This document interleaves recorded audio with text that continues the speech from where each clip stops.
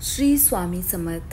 चला व्हिडिओला सुरुवात करूया. त्याआधी तुम्ही चॅनलवर नवीन असाल तर सबस्क्राईब करायला विसरू नका. रक्षाबंधन येत आहे. रक्षाबंधनच्या 2 दिवसानंतर या 3 राशींचे नशीब बदलणार आहे.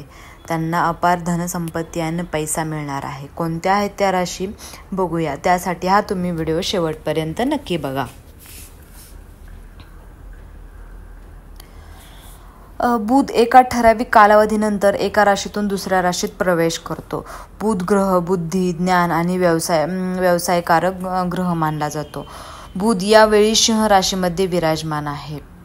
22 ऑगस्ट रोजी सकाळी 6:22 बुध कर्क राशीमध्ये गोचर करणार आहे.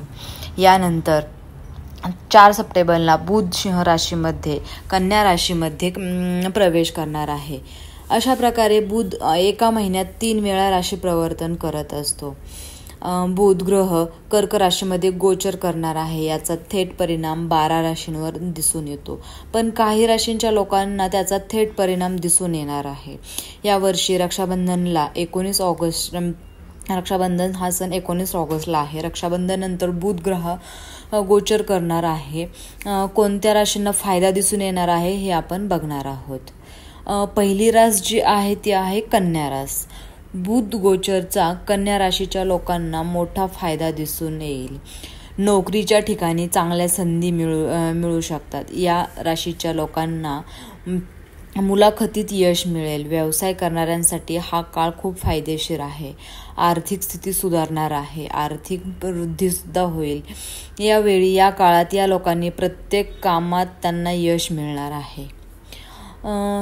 दुसरी रास जी आहे ती वृश्चिक रास. वृश्चिक राशीच्या लोकांना बुध ग्रहाच्या गोचरमुळे चांगला नफा मिळणार आहे. कोणत्याही गुंतवणुकीत या लोकांना भरपूर लाभ मिळू शकतो. नवीन स्रोताद्वारे धनसंपत्ती मिळणार आहे. कामातील अडीअडचणी दूर होतील. या लोकांना कुटुंबांचे सहकार्य मिळेल. जीवनात सुख समृद्धी सुद्धा मिळणार आहे. आर्थिक संकट दूर झाल्याने मानसिक तणाव कमी होईल आणि गुंतवणुकीसाठी सुद्धा हा काळ उत्तम आहे. तिसरी रास जी आहे ती कुंभ रास. बुध गोचरमुळे कुंभ राशीच्या लोकांना जीवनात आनंद दिसून येणार आहे.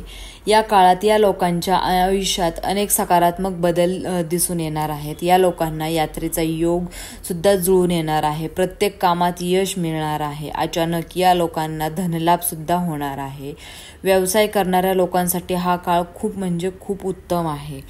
तर अशा प्रकारच्या ह्या 3 राशा आहेत की त्यांना रक्षाबंधनच्या 2 दिवसानंतर त्यांच्या नशिबामध्ये बदल होणार आहे. अपार संपत्ती मिळणार आहे. धनसंपत्ती, पैसा.